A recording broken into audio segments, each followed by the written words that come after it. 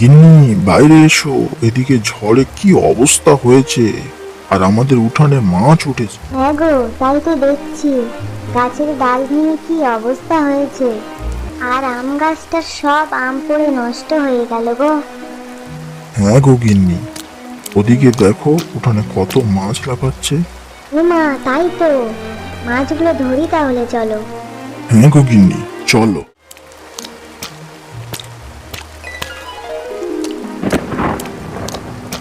বাবা বাবা, তোমার পায়ের কাছে একটা। হ্যাঁ, তাই তো।